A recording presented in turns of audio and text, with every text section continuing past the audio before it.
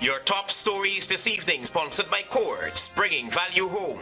It would appear that the PPP government has accepted Winston Jordan's sound advice on disbursement of one-off cash grant. Suku awaits advice from chambers of the DPP. Dozens of charges recommended in the Calvin Brutus probe. Police, motorcycle bandits trade bullets, unlicensed gun recovered, and World Food Day observed with calls for action to eradicate hunger. HGP Nightly News begins now.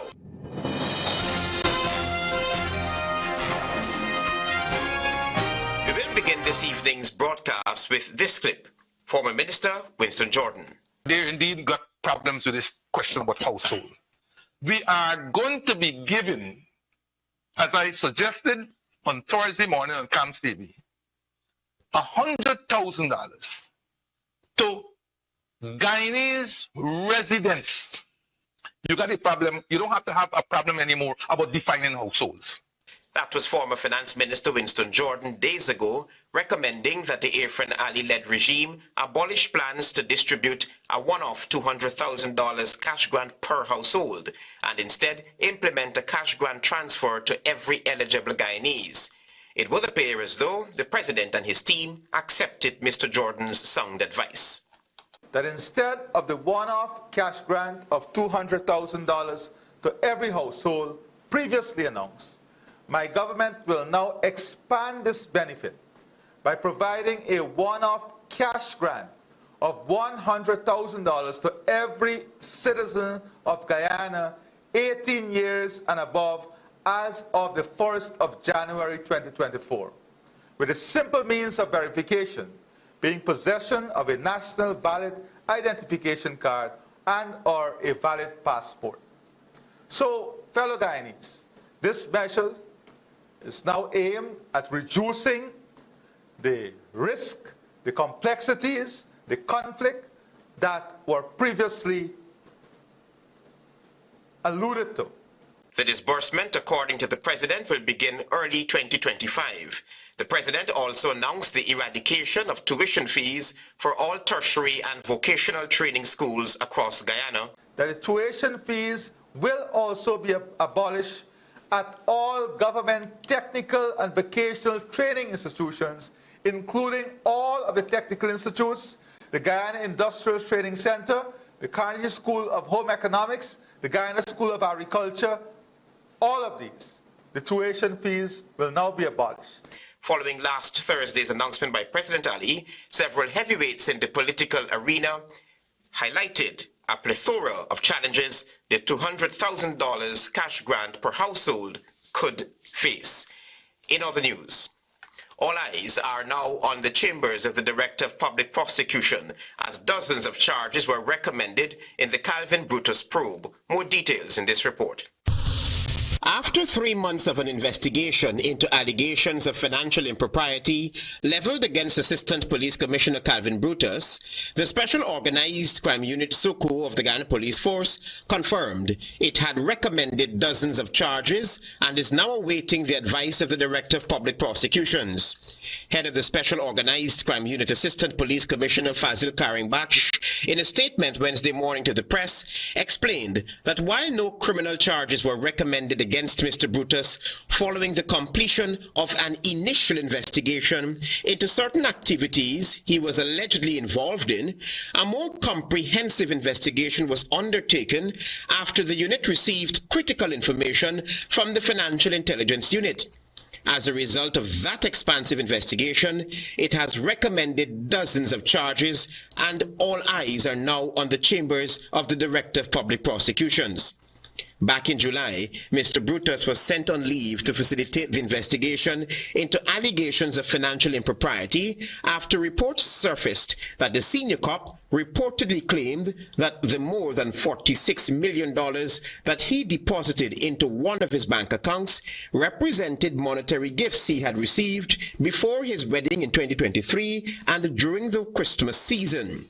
Nightly News has been reliably informed that investigators at Suku also investigated how millions of dollars was allegedly laundered through the quartermaster store of the Guyana Police Force, allowances for ranks stationed in the hinterland, the credit union, and the Consumers Co-op Society. In fact, Suku also found that procurement records were falsified and millions intended for the supply of goods and services to the Guyana Police Force misappropriated. Travis Chase, HGP Nightly News. We tell you now that Guyana continues to push towards its renewable energy goals. President Irfaan Ali Tuesday evening amplified the call during the inaugural International Business Conference hosted at the Guyana Marriott Hotel. Here is more. Why as we move to renewable, how do we keep what forests we have globally standing? How do we keep what biodiversity we have intact? So that does not allow further loss. How do we mitigate against border loss? We already have more than 60% of the world biodiversity lost. That was President Irfaan Ali while delivering the feature address during Tuesday's launch of the inaugural International Business Conference hosted at the Marriott Hotel, Georgetown. The President emphasized that while Ghana is laser focused on achieving net zero emissions of carbon dioxide by 2050, global leaders must consider preserving biodiversity. We have challenges. Just don't let anyone tell you that by 2050 there will be no need for petroleum. It won't happen. We don't have the raw material. Scientists have contended that a successful net zero transition will require achieving not one objective, but four interdependent ones, which include emission reduction, affordability, reliability, and industrial competitiveness. President Ali asked those gathered to consider several factors when investing in renewable energy. If one market produces 70% of the battery requirement of the world, how ready are we to rely on that single market for 70% of the production? These are real conversations.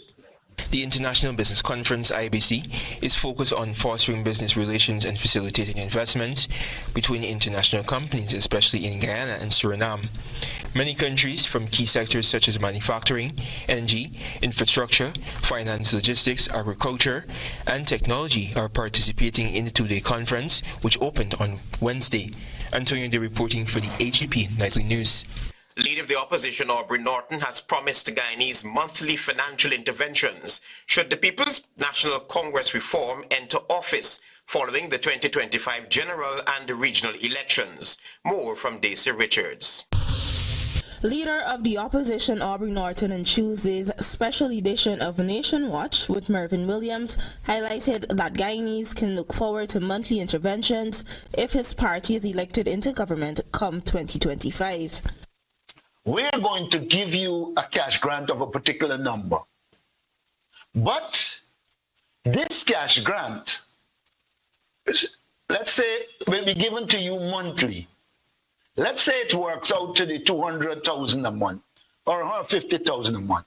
We are also saying that you can now use this as predictable income. Mr. Norton stated that his government's exclusive plan will see avenues opening for the ordinary Guyanese. You could go to the bank. You can get a mortgage. In other words, you can use it for investment. In that fashion, people will develop. He added that although the PNCR welcomes a one-off cash grant of $200,000 recently announced by the People's Progressive Party civic government, it was considered as instant gratification. The way the PPP does cash grant, you cannot come out of poverty and it cannot deal with the high cost of living. He is confident that in order for the high cost of living to be reduced, a structured approach must be implemented so that lives can be impacted in a positive way. For HGP Nightly News, I am Daisy Richards. Our developing story, the mayor of Linden is calling for closer collaboration between local authorities and the Ministry of Foreign Affairs to effectively address the growing migrant situation in the mining town. Find out more from Tiana Cole. Linden Mayor Sharma Solomon on Wednesday during a press conference called for closer collaboration between local authorities and the Ministry of Foreign Affairs to effectively address concerns about the growing migrant population in the mining town. According to Solomon, the council was informed in January 2024 that there were no such migrant circumstances in the mining town.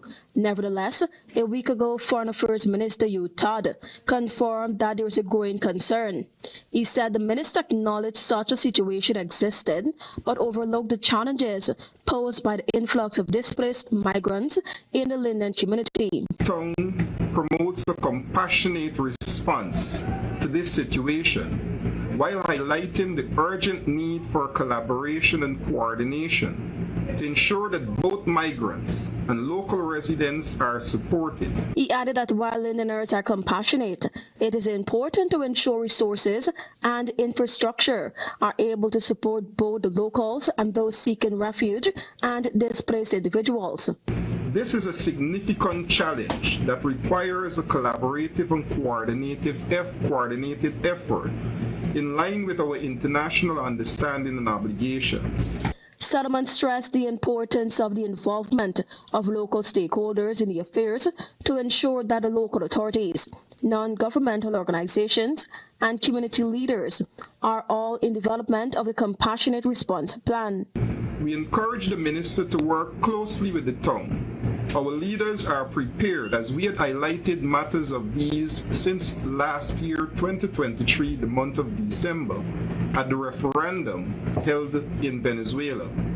He emphasized that while the town understands its humanitarian obligations, the necessary tools must be provided, the resources within the humanitarian context to migrants, while safeguarding the interest of the residents. We ask the government, through the Ministry of Foreign Affairs, to ensure that the town, in relation with working with the minister and his unit designated specifically to address these concerns.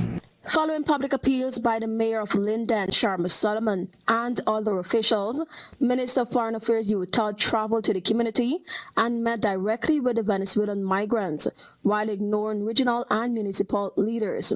There are also reports that many of the migrants have been observed building concrete structures in areas where locals were forced to relocate to allow for development initiatives. Tianko reporting for the HGP Nightly News. You're watching the HGP Nightly News. Stay with us.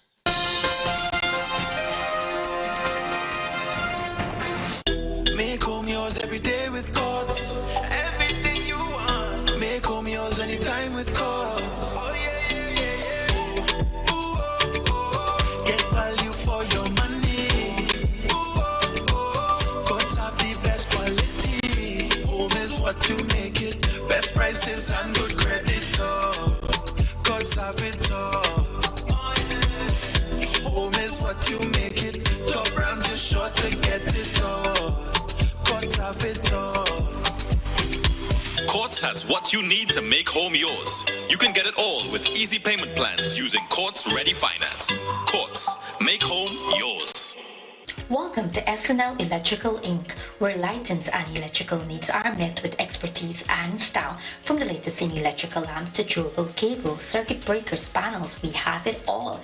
Illuminate your space with our elegant chandeliers, stunning crystal lights, and versatile pole lights. Looking to upgrade your comfort? Explore top-of-the-line AC units and our diverse selections of stylish styles. Visit us at 170-180 Thomas Street, Kitty, Georgetown. Discover a solution that not only lights up your world but transforms it. Call us on telephone number 226-3018 or 223-1634. SNL Electrical Inc., powering your life with elegance, quality, and care. Say goodbye to germs with a free Sterling Super Soap automatic dispenser. That's right, get free equipment and installation of our touch-free dispenser. The perfect amount of soap every time ensures clean and germ-free hands. Refilling is quick and easy with 4 amazing fragrances: coconut, sunflower sunrise, pink blossom, and citrus zest. Call us on 265-7403. Krishna Rock Establishment. No job is too small or too large. We specialize in all types of fabricating, machinery, excavator repairs, rice field pumps, and hydraulic hoses.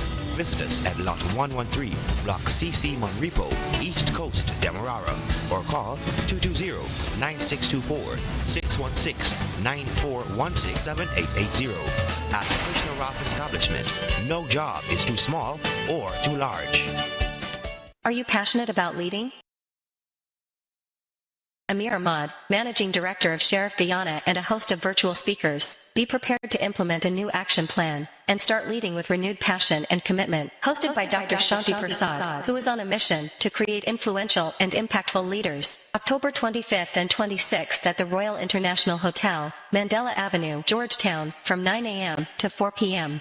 Registration from 8 a.m. to 8:45 a.m. Tickets cost $25,000. Contact 621-0440 for more information. Live to lead. Unleashing tomorrow's leaders today. Welcome back to the HGP Nightly News. On the police blotter, residents of Kitty were sent scampering for cover after two motorbike thieves and the police traded bullets. More details in this report. An A Division police team, after receiving a complaint that a motorbike was stolen, arrested two bandits at a house on Danrad Street, Georgetown, Wednesday morning. The Nightly News understands that this XR motorcycle was reportedly stolen from a policeman on the west coast of Demerara Tuesday night. What the thieves did not know was that a GPS tracker was installed on the motorbike.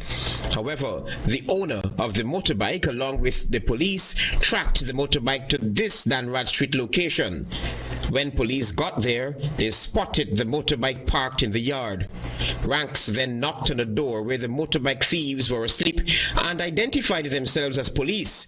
That's when the bandits allegedly opened fire and the police subsequently returned fire. Backup was also summoned. An eyewitness who prefers his identity withheld spoke with Nightly News.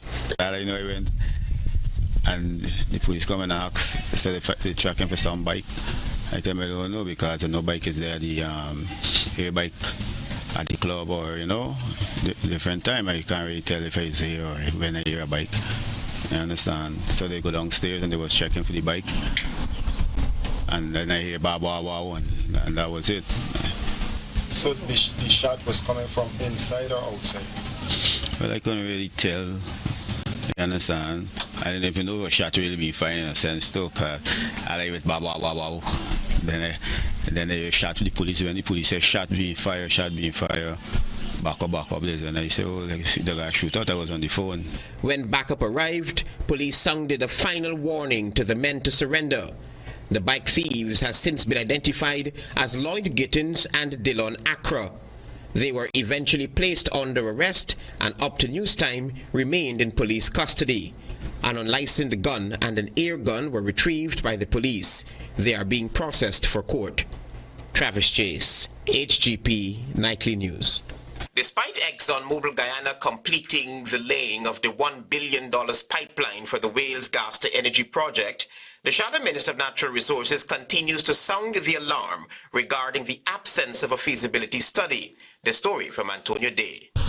Recently, at a press briefing, Alistair Routledge, president of the ExxonMobil Guyana Limited (EMGL), disclosed that the pipeline which facilitates the gas to energy project is finally completed. The pipeline is now essentially mechanically complete, has been hydro-tested, that's a pressure test, and we've been going through the dewatering exercise and then introducing nitrogen, so we have a pipeline that is ready to introduce natural gas. Exxon had to shut down the Liza Destiny and Liza Unity production vessels for 12 days each in July and August to facilitate the connection for the pipeline.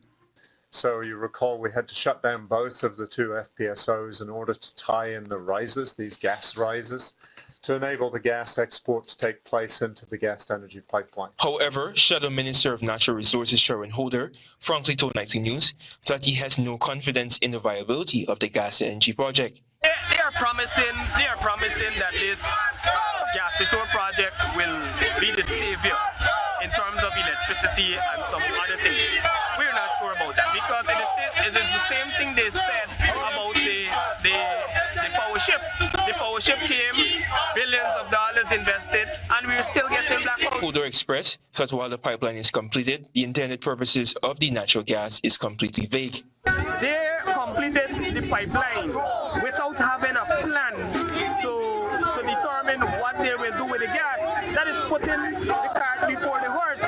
Due to the lack of a feasibility study, Holder says that he is not optimistic that the gas energy project would reduce the cost of power by 50%, as touted by the government. You can't just bring gas, a little bit of gas in a big 12-inch or 24-inch pipeline, bring a little bit of gas just for the gas turbines. When you're producing how much million cubic foot you're bringing there, you understand me? You have to have a plan for the country. If we want to solve the power crisis, we have to get rid of the People's Progressive Party. Antonio Day reporting for the HGP Nightly News. Approximately 14 children would have died from cancer between 2020 and 2022, according to records at the Guyana Cancer Registry. Find out more from Tiana Cole. Diana Khan, the registrar of the Cancer Registry and an epidemiologist in the Ministry of Health, revealed during an exclusive interview with this newscast that 14 children died from various malignancies between 2020 and 2022.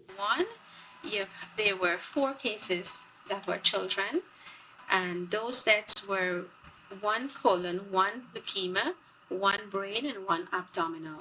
As of September 2024, the Guyana Cancer Registry would have recorded approximately 900 cancer cases in adults, with over 300 deaths so far, with breast cancer being the most prevalent.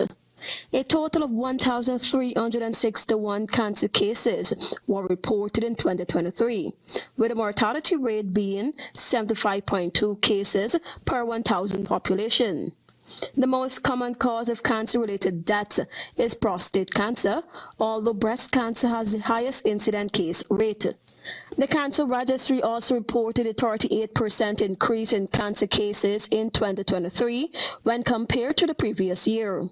The Cancer Registry revealed a troubling trend in cancer mortality rates, with deaths rising from 443 in 2022 to 612 in 2023, marking a significant increase.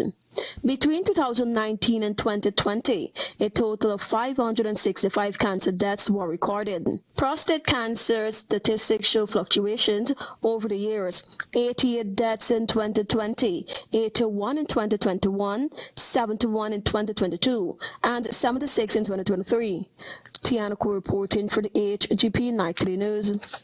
This is the HGP Nightly News. Stay with us. There is more news ahead.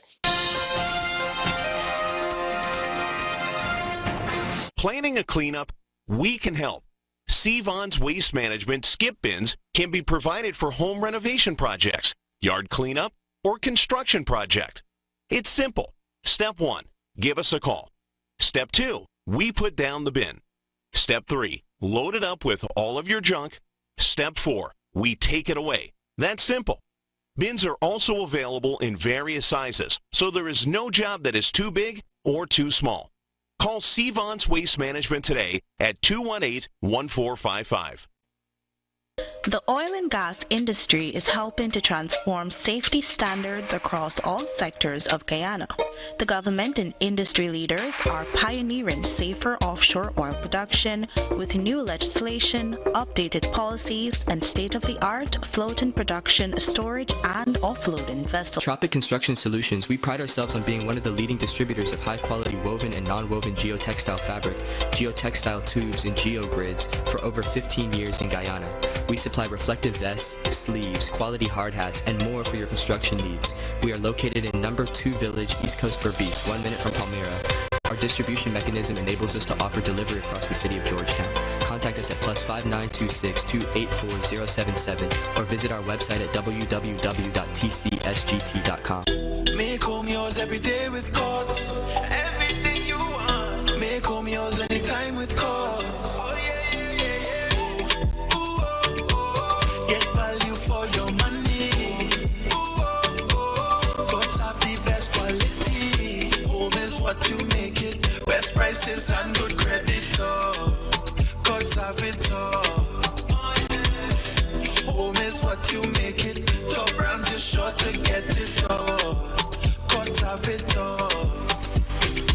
Courts Quartz has what you need to make home yours. You can get it all with easy payment plans using Quartz Ready Finance. Quartz, make home yours.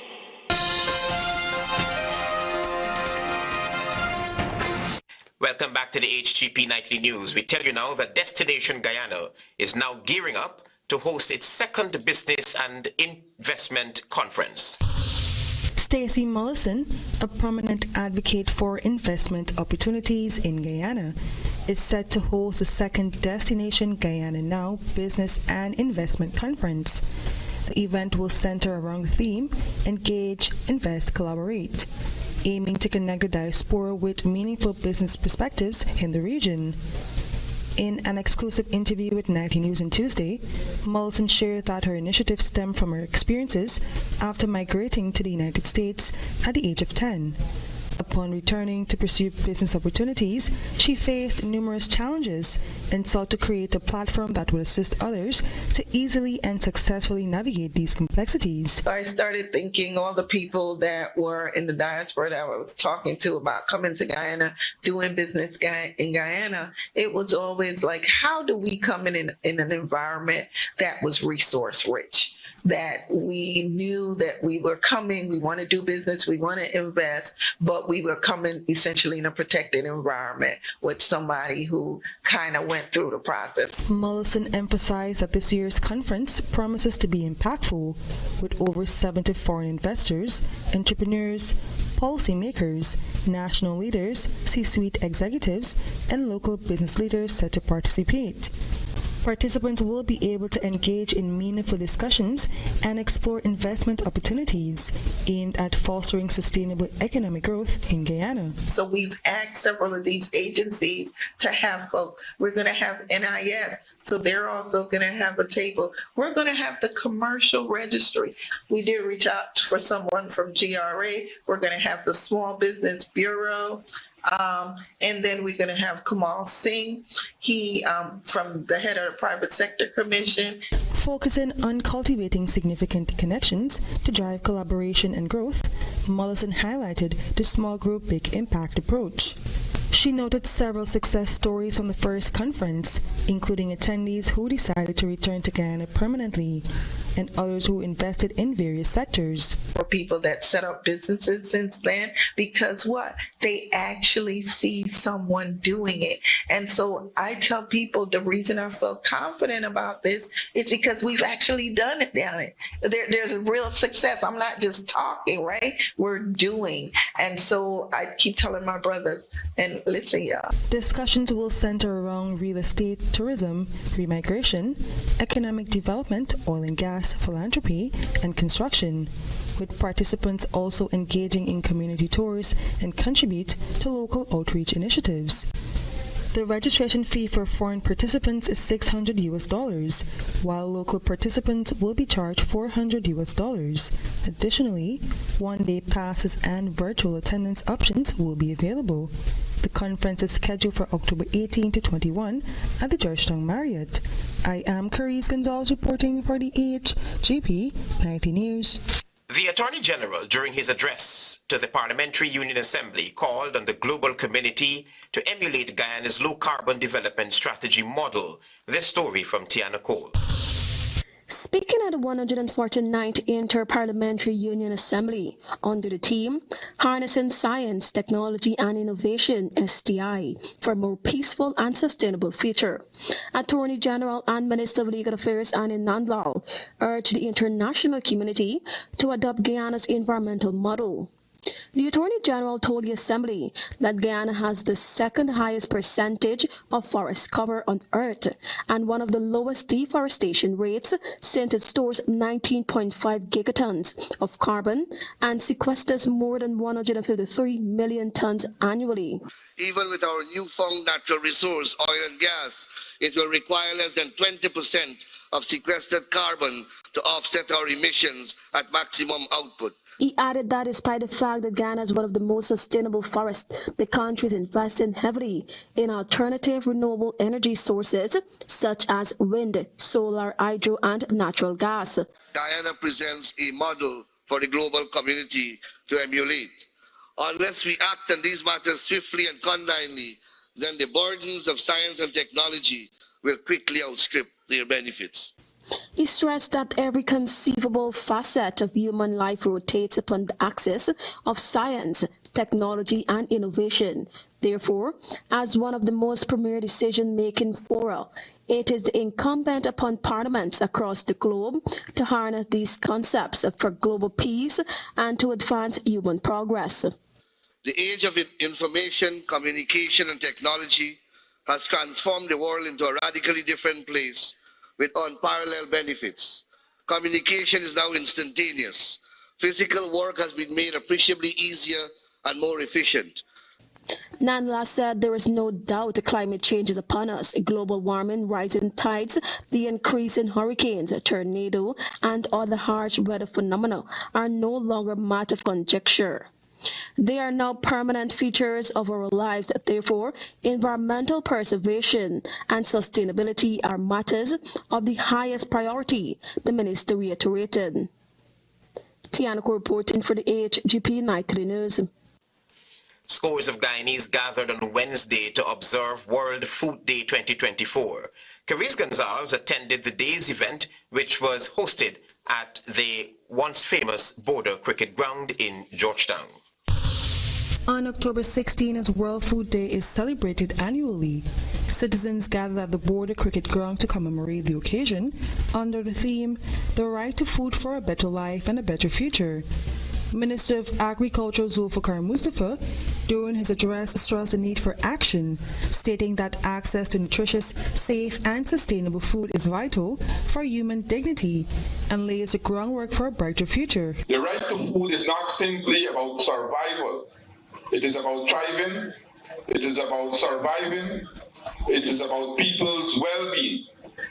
It is about having the energy to work, the strength to learn, and the hope to build a better life. While acknowledging progress made, he pointed out that challenges such as hunger and food insecurity persist, driven by factors such as climate change, conflict, poverty, and global inequality. Additionally, Manla Ramraj, Director General of the Ministry of Agriculture, while highlighting the significance of World Food Day, underscored the imperative to eradicate hunger and affirming everyone's right to advocate for this cause. Collectively, more must be done to end world hunger and improve the standard of living for persons to have a better life. Moreover, Milagro Meta's Deputy Program Manager for Agriculture and Agro-Industrial Development at the CARICOM Secretariat also noted that the right to food is not only a fundamental human right, but also essential for fostering resilience and thriving communities. It is imperative that we develop food systems that are not only productive, but also resilient to environmental shocks. Meanwhile, the United Nations in a statement called on the global community to engage actively. It highlighted that collaboration among governments, the private sector, farmers, academia, civil society, and individuals are crucial to ensure everyone has access to a diverse range of nutritious and safe food. Everyone has a role in addressing inequality and poverty, making healthy food choices, reducing food waste, and protecting the environment. I am Caris Gonzalez reporting for the HGP Nightly News. Stay tuned for your regional news.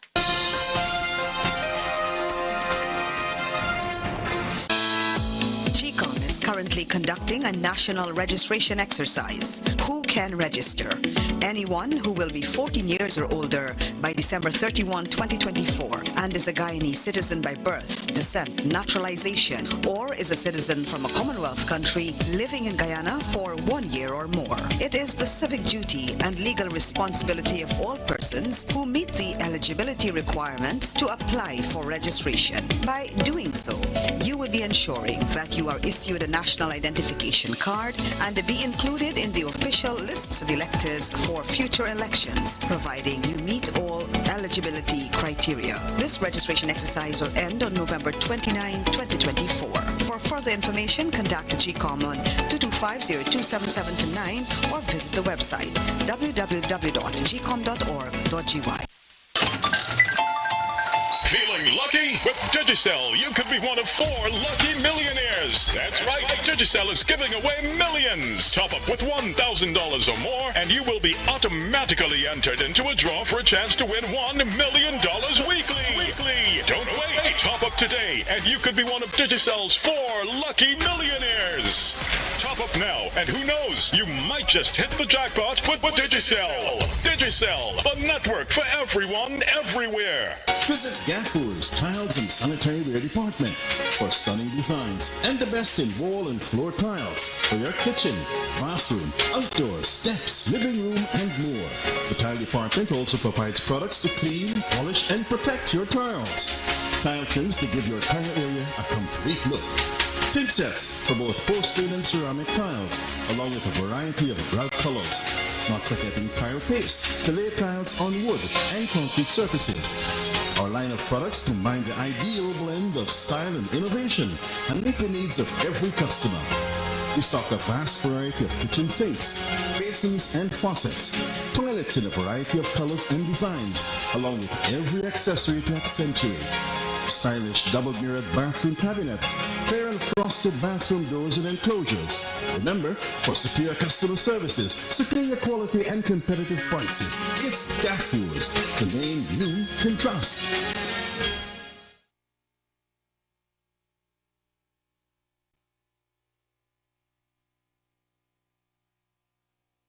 Make home yours every day